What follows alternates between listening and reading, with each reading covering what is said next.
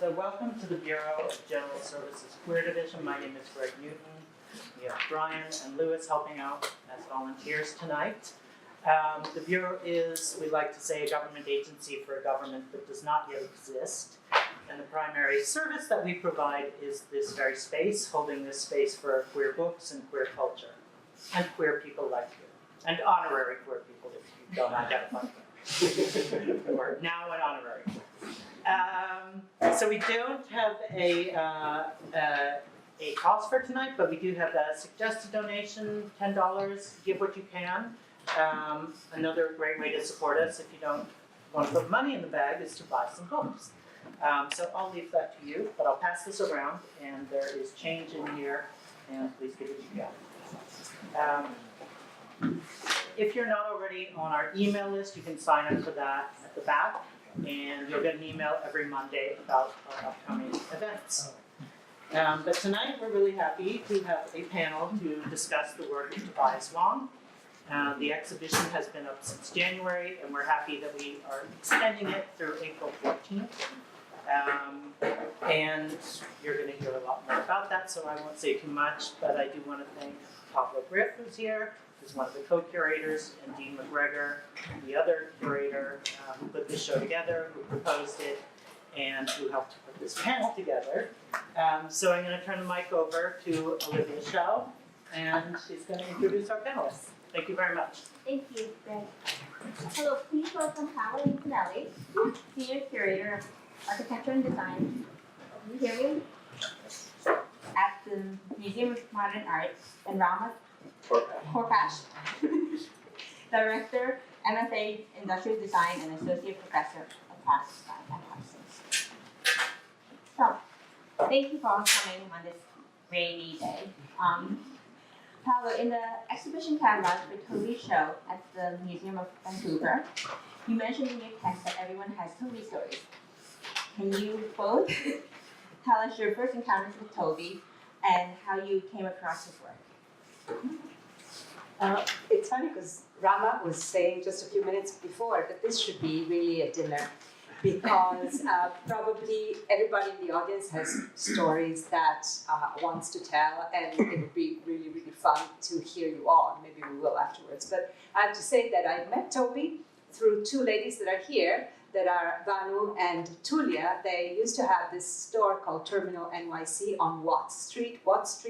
Nobody knows what it is, but it goes from West Broadway towards the tunnel, and at that time, it was like 94, there was not much there. There was only this store, and Toby in the store, together with other amazing design objects. And that's how I met him, and that's also how my husband met him. And my husband has, for those of you who know, kind of a bombastic presence, and he and Toby had the best relationship that was also based on the fact that Toby had promised to him the Wally clock, the famous clock that was never produced. There was only one, and for the years that we kept on spending time with Toby, every single time there was this repetition, "Where's my clock?" And it had become, he could have tattooed that too on his arm. So that's how I met Toby. Rama, you? So my story is pretty similar from Tulia and Banu, Terminal NYC, and as a moment in time, it was really, I think, a special moment for design when people were getting together and collecting, and Toby was always in their store. A colleague from mine at Parsons said, "Well, Toby worked at Terminal NYC," and I said, "I don't think you work there," but I also think it speaks to the generosity that people lent towards Toby. So Toby was sleeping on people's couches to raise money to buy a Tiffany chandelier to tool dip it, or he would be camping out in their space and setting up his office there, and using their contacts and ways of brainstorming of how to forward his work. So that was my introduction. So one of the brilliant things about Toby is how he is able to turn an existing artwork or design object and give it a new physical meaning by appropriating and subverting to create something entirely different and his own. Can we discuss some of the work working within these ideas? I'll stand up to both of you guys. Well, I think it's a good question to think how it subverts and how he makes it his own. I would argue that he hasn't changed the work. He has shown the work, and so he's in conversation with the work, and he's adding to the work, but the work is still there. So he hasn't violated in such a way that the work disappears. The work is still existing, and he's in conversation with the work just as we all are. And so I think that that's, it's not that he radically changes it. If it's, each piece, the question which he poses or puts into it, the question is already there before Toby comes to it. He shows us that that question is there, but I'm not sure that he's changing it that much. I think there's a few examples where he's trying to generate new work. I think the candlestick was one of them. I'm very poor with the names of the piece. The Casper? Wait, you need to say it with a French accent, right? Oh yeah. I remember there's an asterisk next to it. Casper. And that, ironically, it looked like it's a crystal piece which has lamp oil in it, and I remember a client of mine, as an industrial designer, had seen the piece, and she was selling work on QVC and said, "This would be a great piece for QVC. Can you connect me to this person, Toby Wong?" I don't think so. Oh my God. Well, that would have been great. This particular client, which I designed a piece for, had the #1 selling product in their history, which is, I don't want that to be my claim to fame, but, and she knows something about it. But the point I'm making is I really think that he was not making as much and changing the piece as he was actually Like a response to the work. a response to the work of and helping us to understand the work. I don't know if I agree. You're too nice. You're too kind. I mean, I will never forget the Karim Rashid's book. In that particular case, Toby wanted to be irritating. He wanted to really poke, and Karim was really angry about, I want to change the world, the book made into a gun. And Karim's anger fed Toby's delight. I mean, the more Karim was angry, the happier he was. Or when he also made the light with the Philippe Stark chair the same night that the cartel was launching the chair. So I don't know. I think in some cases he just really wanted to irritate the bejesus out of the star designers and out of the establishment of design. In other cases, yeah, I agree with you. So a book on different curvatures of plastic called "I Want to Change the World," and you make it into a gun is not helping us to understand the book. Yes.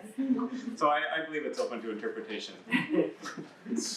But then also the book was right after September 11th when it came out too. So I wanted to change the world.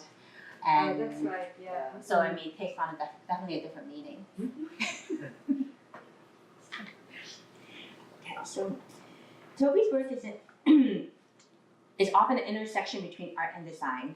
He and I spoke of his reception in the design world versus that the art world. He felt the design world embraced him more than the art world. Are you both major figures within the design world? What are your thoughts on this? Yeah, sure. The art world is so precious, so the design world is much more generous. I don't think it matters what a person is, whether a designer or an artist. It just matters where she or he or they want to live, and that's the problem, right? So luckily, Toby didn't care too much about which side of the fence he was. And the division between the art and the design market is artificial, and it's actually, art and design world is artificial and is actually created to protect a market. Right. So I've had more than a few situations or exhibitions for which I invited artists and their gallerists told them not to participate because participating in a design show would devalue their work. So you understand it's a completely artificial separation that in the case of the work itself, especially in a person like Toby, doesn't need to exist. But of course the design world embraced him because we're just better people. And I mean, I would follow that, and I think what was so strong about his work is that actually it wasn't really connected to market. So Right. so he somehow survived on the generosity of friends, and I think in many ways his moment was 100% design. Shanghai, Beijing, becoming this curator with Eric Chin. There was this other persona that was built out of that. But his real interest was to be in conversation, and so I think whether that's an art and design is a very rare quality to have, and I wish we could support it better. True that. I agree, definitely. Do you also want to ask if people have something to say? When you ask these questions, they're so good, but there are also Does anyone have anybody anything wants to to say about anything I've mentioned so far, or we've all mentioned so far? later. We're gonna back. Okay, so we open to questions. Okay, during the time Toby was making work, the world was a different and simpler place. His work anticipated and questioned the excessiveness of our culture's obsession with luxury consumption. In our society today, luxury goods are so much more accessible, available for purchase online, and conspicuously displayed on social media. How do you view his work today, and would you contextualize his work in our current time? You go this guy.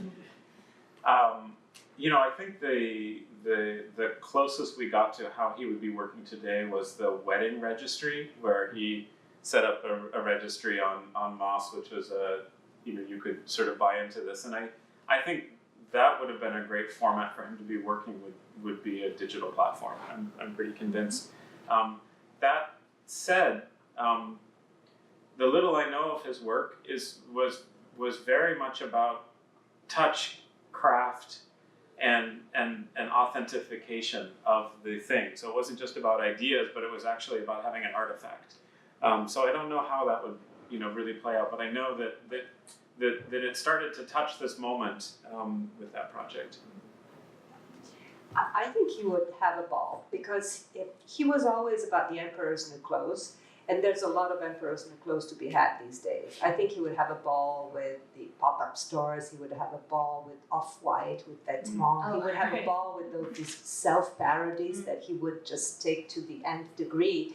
I don't know how, but I think that there's even more irony to be had today than there was at those simpler times. So I think he would really be like a meta commentator, like the nth degree. Right, and we also even spoke about him maybe being an activist, like, since a lot of his work was very political. So like how he would probably move into that direction as well, which would be interesting. Very. In one of my favorite works, Dreams, a 1998 performance where he stood on the street selling small, medium, and large bags of dreams. And I think there's a picture, images of it. His mother, Phyllis Chan, thought it was the turning point in his art. She could see his future in it, from nothing to something. His dream would come true. You cannot touch the air and you cannot hold a dream, but he would be a success. How do you see this idea translating and forming his future work? Well, he must have had a lovely mother. And I think my mother, who's passed, would like his mother. I remember the first time I had work in the Museum of Modern, I said, "Mom, I have a show. I'm 30 in MoMA," and she said, "Why is that important to you?" And she didn't come to the opening. And I think the notion of what his mother saw in it was really the possibility of the construction of what drives us forward, what gives possibility, and for her son to be selling that on a street corner was also talking about commodification and the emperor's new clothes, but at the same time the real possibility of a future. So it's a beautiful story. Yeah, definitely. Yeah, I don't have much to add. It's really quite gorgeous. And for so many of us, it's so hard to make our parents understand what we do. And I think that a mother that just gets it that way is beautiful. Yeah, it's very sweet.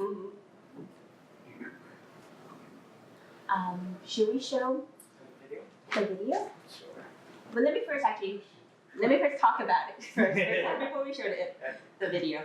So in Rama's very convincing stunt, which we'll show a video of, he has assumed the identity of Toby.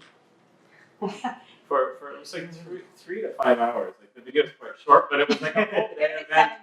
7 minutes. It's the New York Art Directors Club where people pay huge amounts of money to learn about wit and creative. So we'll show it and then.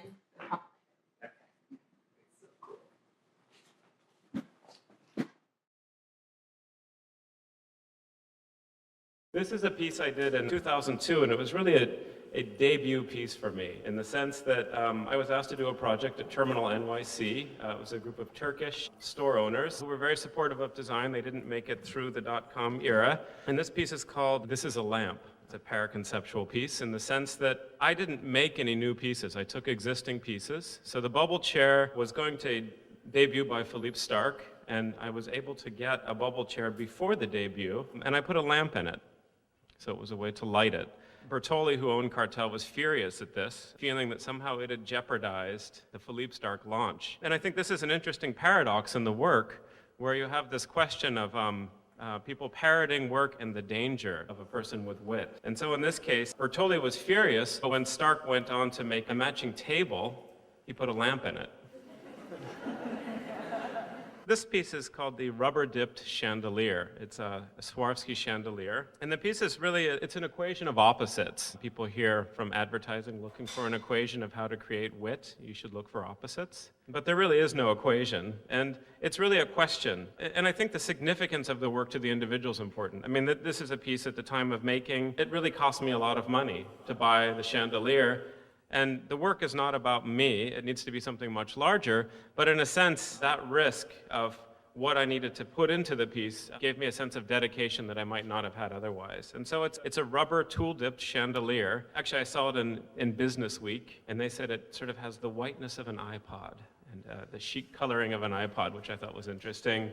Also, it's interesting to look at how things in the story that things take. So Core 77 is connected to Business Week, and these institutions enlarge, and the story changes as it happens. But this piece is really about a private glamour. It's about luxury in the sense that luxury is not necessarily an ostentatious act. It's something that can be held inside of you.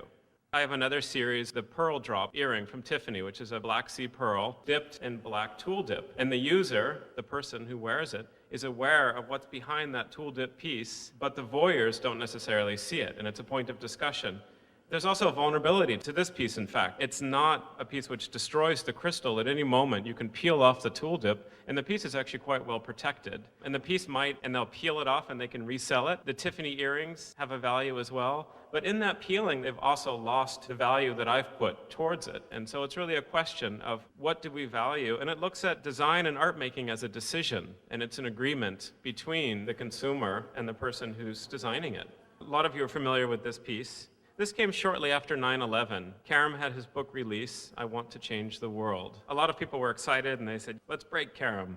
He wants to change the world. But the piece for me was not about Karam. It was a reaction to a context in a moment, and it was a republishing of that moment. And Karam just happened to make a book called I Want to Change the World, and it was really a question about design and about what we can change with design and what we can't and what's appropriate for a moment. And I think my work is very tied to the moment. The work shifts and changes depending on what's happening in the moment. And you could say it's trite one minute and not trite the next, but how can you separate work from what's happening in the moment? So this was a moment when he chose to release the book a week after 9/11, and I chose to republish it with Robert Tha, who cuts objects, and I did an edition with him, and he was my publisher, and I was the author.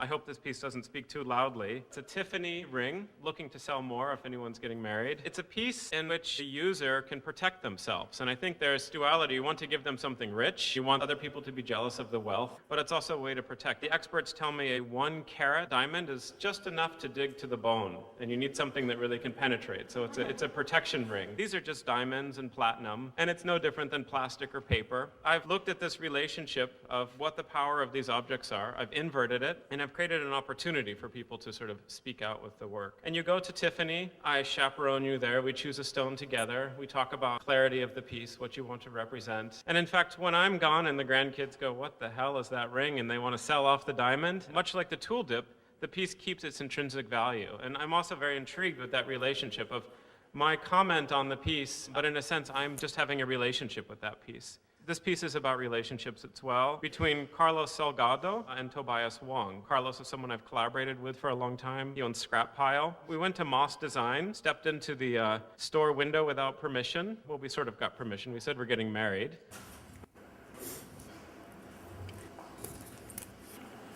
And at the bottom you can see, although we will happily accept gifts, you may simply view the registry as an online exhibition of curated works that have brought us together. And there's boxes you tick off of what we want, what we appreciate at Moss, what we think is important at Moss. And people would sign up for who wanted to buy what. I still have $800 to spend, and it's interesting what a wedding represents, commitment, the length that people go to feel a part of it. So we sent it to our entire list of contacts, and people are still buying things. I think actually Moss took it down because he was afraid of what it meant, and he didn't want to debase the meaning of it. But again, it deals with a notion of normalcy, of how we fit into a genre. And I love Moss just as much as anyone. It would have been nice if everything had sold, but in the end, it is a tool, and I was sharing with the public, along with Carlos, what we appreciate at Moss. And this last piece, a difficult piece for many, I think everyone sort of got the idea behind it, but it was a challenging piece. It happened at Troy. It started off as a small relationship, but I was really asked to articulate the Christmas experience at Troy. And I looked towards a gift wrapping, and in the spirit of Andy Warhol, put together a collection of prints, and you could hire me to do a wrapping. There's a real parallel between what happens in gift giving. Clive Dilnot from Parsons talks a lot about the relationship and the parallels between design and gift giving. That you're thinking of the other, and you're thinking of yourself and what your desires are, and you're trying to find something in between that as a medium. And so this was really a challenge to consumers to give something that was larger than they had ever given before. In a sense, the sacrilege of folding up the print was a challenge to the people that were buying it, because it would mean they were folding the print up, and they were Toby Wong. And we didn't sell many because of that. I think the challenge was maybe too great for people to destroy a work. When in fact, I think that that's what Andy's work was about in the end, was about the unpreciousness of the work. When Campbell's became aware of Andy's work, they actually sent him cases of cans with a note saying, maybe one day we'll be able to afford one of your prints. I have different readings from different people. There's work that I do, and I won't name it because I don't want to create any litigious action, but there are people that have active lawsuits against me using their work, which is extraordinary. And I think that's where I end. Thank you.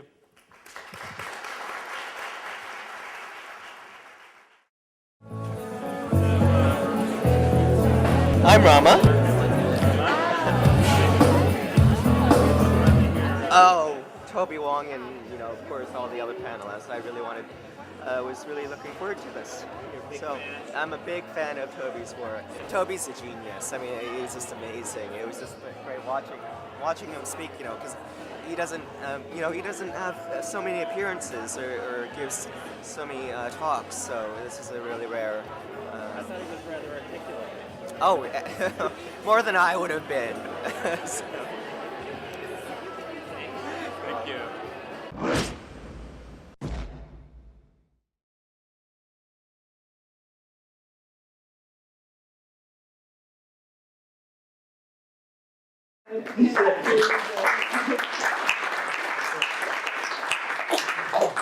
So you'd ask about the story behind yes. it a little bit. Yes.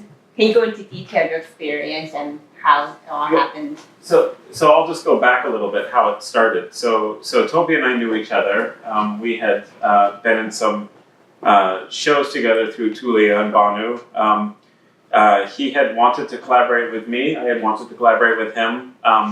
He wanted to trade work. He talked about doing a project with Alessi at some point and said, let's collaborate together and work with the other designers' work and do a project. And I invited him to Philadelphia to be a critic.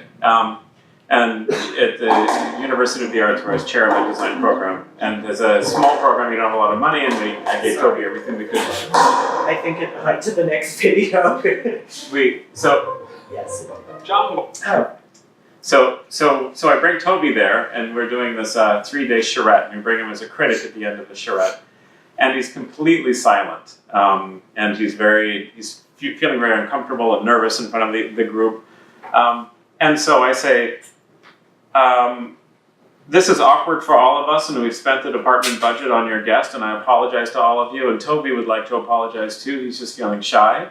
And from this point forward, I will help with Toby, and Toby at some point is going to speak up, right, Toby?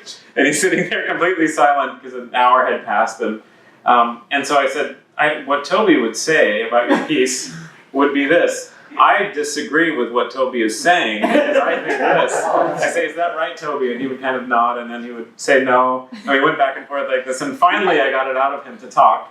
And that was sort of my introduction to impersonating Tobias Wong. And then we all went out for drinks, and that was great. And then we came to New York, and he said, he met me and said, Rama, I have always wanted to have someone be me, and I have looked for years for that person, and you are me. And I have these events, and I want you to be me. And I said, Toby, I don't know, and I don't get nervous about many things, but I actually felt nervous. He said, it's an all-day event, New York Art Directors Club, and you're going to be Toby Wong. So we met for about an hour. I went through some of his slides. I just talked to him. I closed the laptop and asked him about what really drove him, what were his fears, why did he do work. And then I got up on stage just after that and just talked. And everything was completely ad-lib, off the cuff.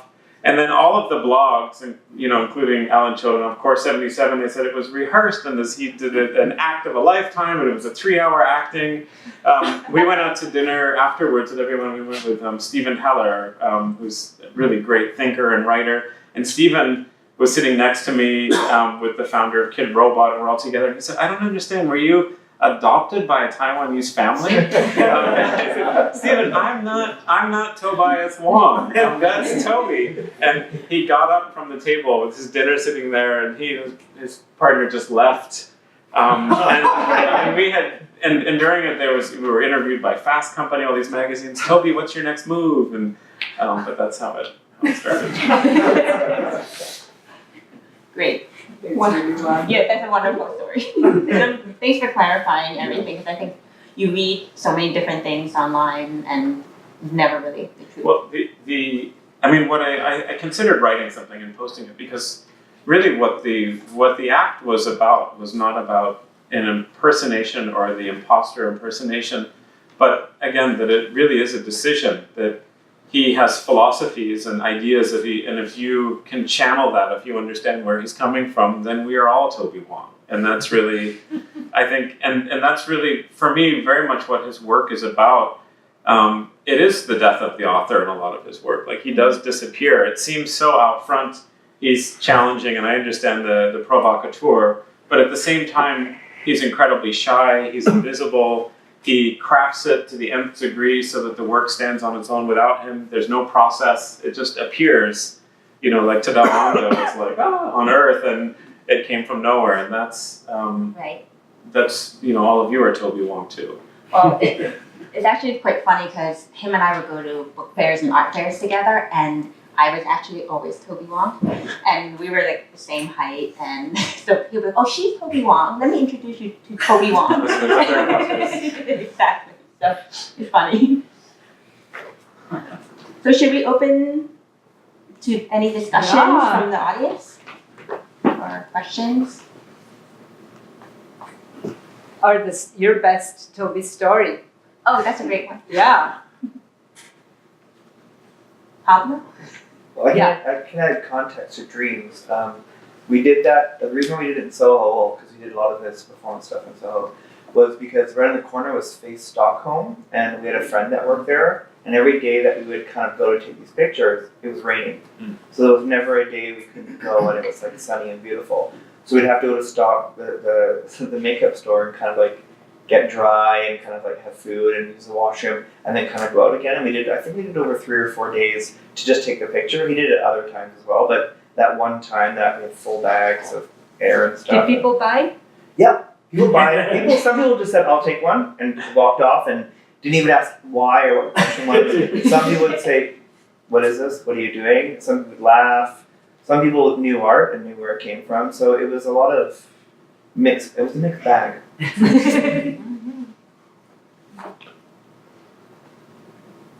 Anyone else? Come on. I'm sure you have stories. Tulia, Come on. Tulian Ban, come on. There's probably too many to. Huh? There's probably too many stories. I know. Yes. How did he come to you? How did you meet? He came to the store, to our office, the submarine office, one day, and then he showed us his tiny little portfolio. He was just out of school probably the year before, or he had done the Can you all hear? Oh, yeah. he had just made the installation at Cooper with the fans, and he said he would like to show his work to us, and we just loved it, and that's how he started coming to the office, and then I think the first big project was the Philip Stark chair.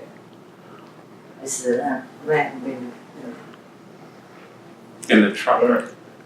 The truck was Yeah. later. That was Our later. show was the second show in transit too. What was the truck? Sorry. What was the truck? The truck show was it was the show we made during the ICFF days, like the offsite. Yeah. And we decided we had done a few shows in the store itself, and this time we wanted to be mobile, the show to be mobile, so we rented a U-Haul truck and installed the exhibition there. There was like 20 or 50 to 20 designers, and the book was, Karim Rashid's book was in that show. At that time during the furniture fair, there were signs The like truck, they were all traveled, over but the show. we were parked in front of one. We didn't know how to drive. But it was a prototype show, so and the name was in transit, so made name correct. But no, I remember the day that Toby was able to get the cartel chair, and he carried himself to the store, and well, I got it, and it was like. How did he get it? From whom? Like I don't You got it remember from them the in details, Italy, right? You got it shipped over. Yes, he ordered it from Italy. And they got it there, I think the day before? The day before the cartel opening, we opened that, terminal with the black. So they were very upset. Cartel was very upset with him, with us. And then before that, now I'm seeing the card, the postcard from Cartel. This is a lamp. He used to go like every day, and sometimes I used to go to Cartel and get like 10, 20 cards and come back to the store. And I think he was sending everyone to Cartel to collect as many postcards as possible, and then we were stamping them. This is a lamp, so yeah, he was very excited. And I was very excited about Karim Rashid's book as well. Sorry, Paola. And then he personally sent invitations to Philip Stark and Karim Rashid for the opening at the terminal. They didn't come. Yeah, like But that night, it's kind of a funny story, but we had the opening at terminal with Karim Rashid's book on the window. Actually Toby's book, sorry. And of course he didn't come. Then it was ICFF, and then we closed the party around 10:30. Maybe went to, I don't know, Troy or something with Toby, and then after parties, and then we came back to the store to close the shutters, and then we saw Karim Rashid looking into the store to the cat book, and that was the moment of and then he saw us, and then he walked.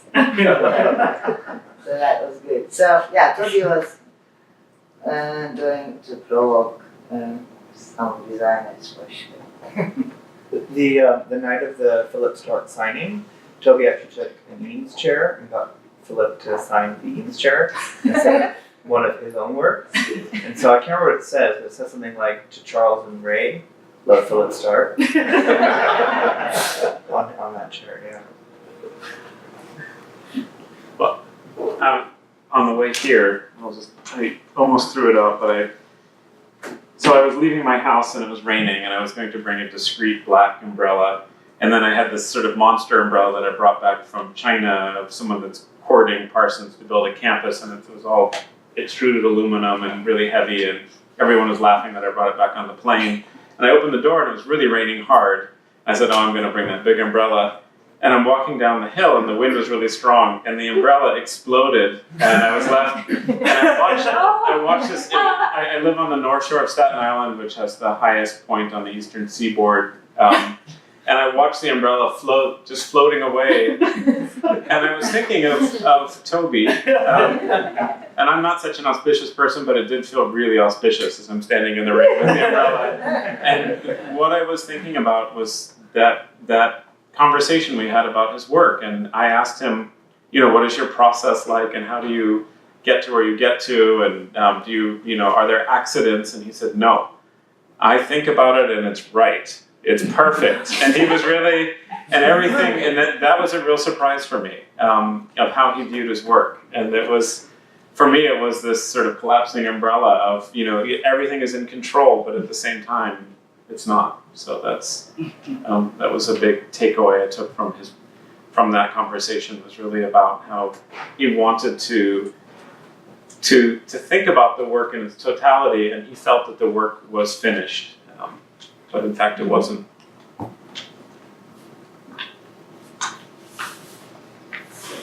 Anyone else?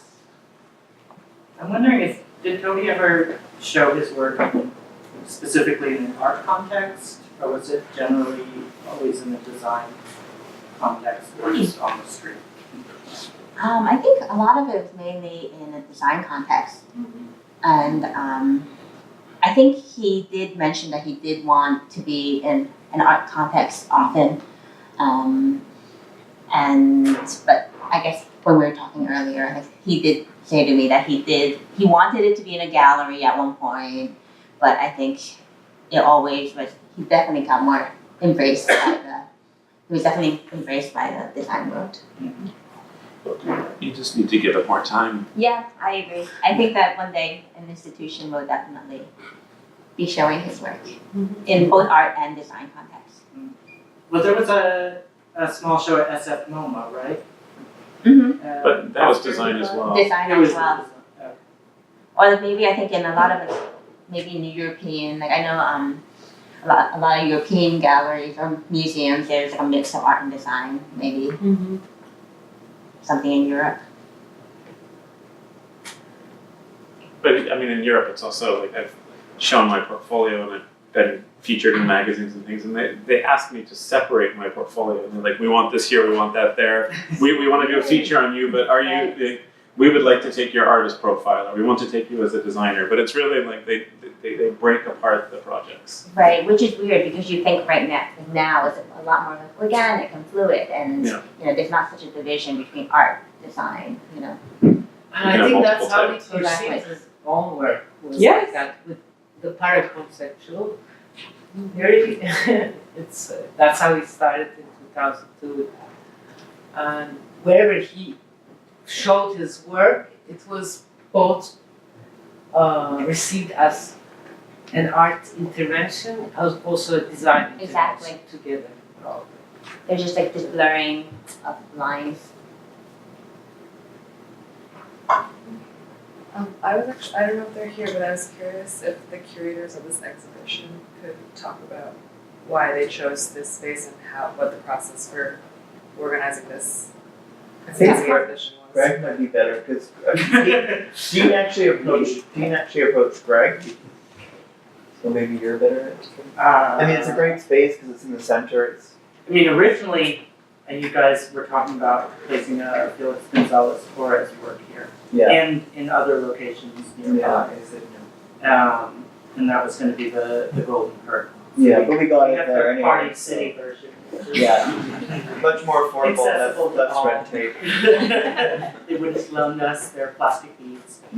But then, afterwards, you guys suggested Toby's work, and I didn't know Toby's work at the time, but I was really into it. I was excited about it, and at least to me, it made sense because our name, Bureau of General Services Queer Division, is kind of all about legitimacy.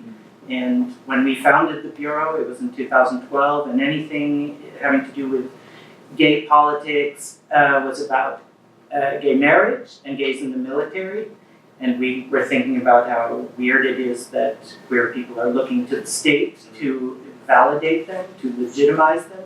So that was kind of, and I love the fact that Toby's work is playing with legitimacy and like who owns what, and I see a kind of democratizing impulse in it. Like it's available to all of you. You know, like I can sell you dreams, but you have your own dreams. So to me, it made sense in that way. I think a lot of people are. I'm not sure what to say to people because there's so much that's ephemera. So there's a lot of stuff that I don't know much about, even after reading like the blackout references. He was here, right? Mm-hmm. But was there something particular about Just that? he collected newspapers that had amazing headlines and blackout. I mean, just all the politics behind it, just the wordage and stuff. Oh, okay. Also, did it connect with his love of lamps? Hopefully, none of them would turn on. Anti-lamp. None of them would turn on. We were all talking about it before. That blackout was fun. Yeah. Yeah. Turn off the lamps. But for all three of you, do you remember the first piece you saw of his, or the first mentioned name, or? For me, I think it was the remote control, the mama's helper you called it before which is this remote control little truck, and I think you first showed it with like a beer on it. So it was like the dog that would. I think that was the first piece, which Tulia said was stolen out of the windows. They're only 911 calls. So kids stole it, and they left the tray and took the truck. For me, it was, of course, the clock, because there was no moment that Larry would not repeat it. So it's like the clock was always in my mind, which nobody really sees that much anymore. Even when people show Toby's work, they don't really show the clock. We don't have we Photos. we have photos. It's kind of lost in. I know. It's a lost piece. The clock. Sure, Larry doesn't have it. No, Larry doesn't have it. You can't really hide it. You just need a Geiger counter.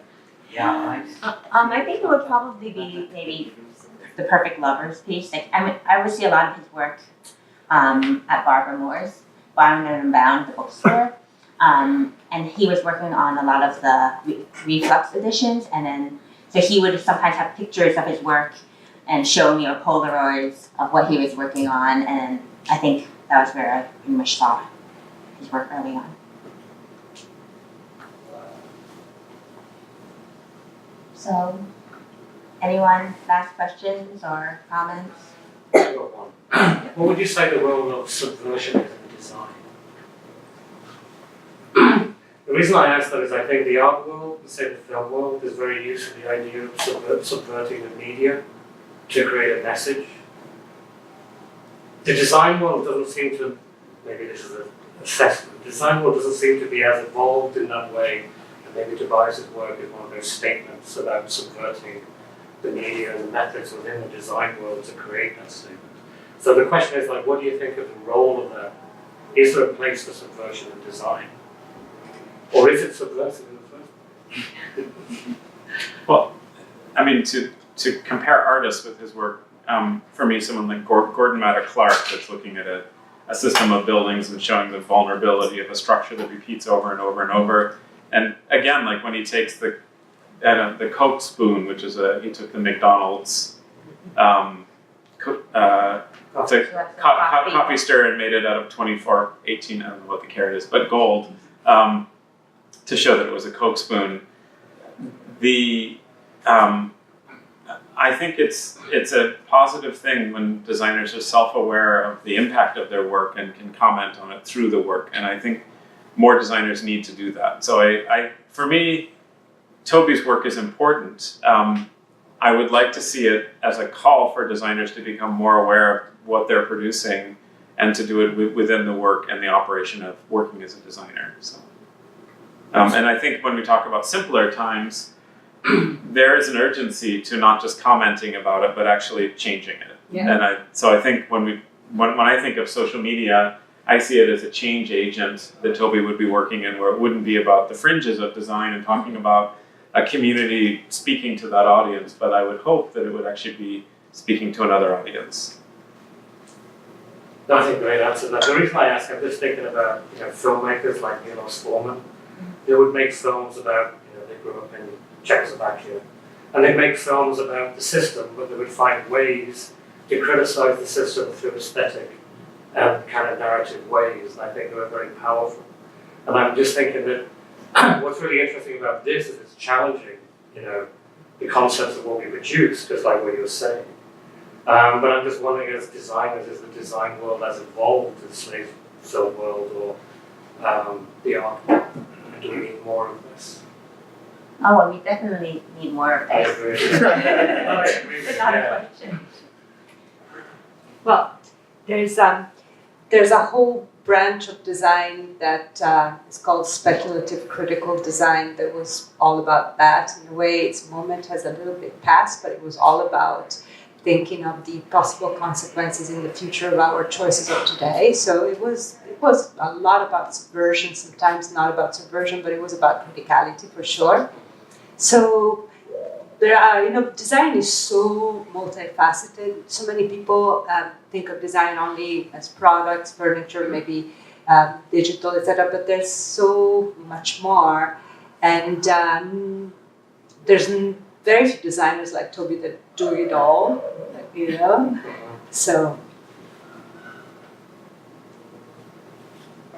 So who's doing a book? Yeah, it would be a good idea. You're Toby. Do your own autobiography. There was It's going to be a podcast. this is a catalog from the Vancouver show, right? Yeah, there was a small catalog. Yeah, it's not small that long. catalog. They're hard to come by.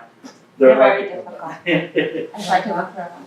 So that maybe we can or make a facsimile of it for people, for the audience to see. Oh, wow.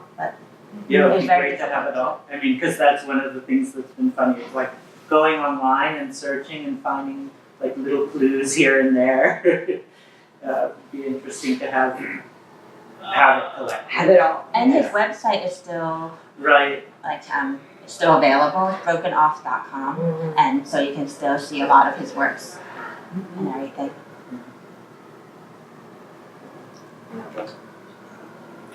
Thank you. Okay. Thank you. So we would like to thank you everyone for coming, and we would like to thank Greg and Donnie for hosting the event, Dee MacGregor for organizing and inviting us, Pablo and Stevie for video footage and images,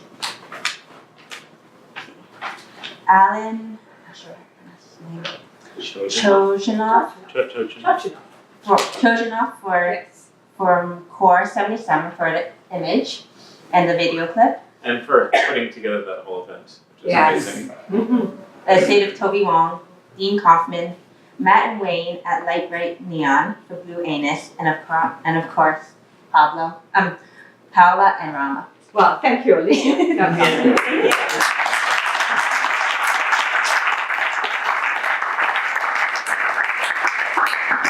So please hang out, take a look at the exhibition. It's going to be up through April 14th. And thank you for coming. Thank you, Craig.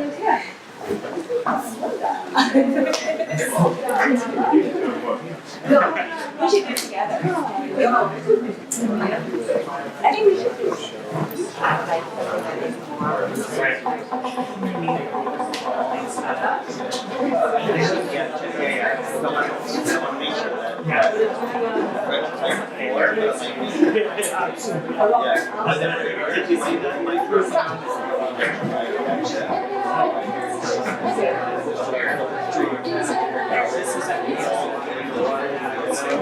I was so glad I got to see you.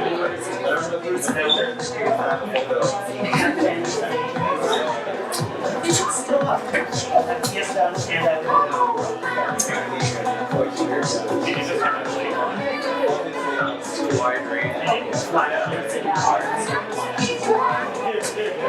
sorry.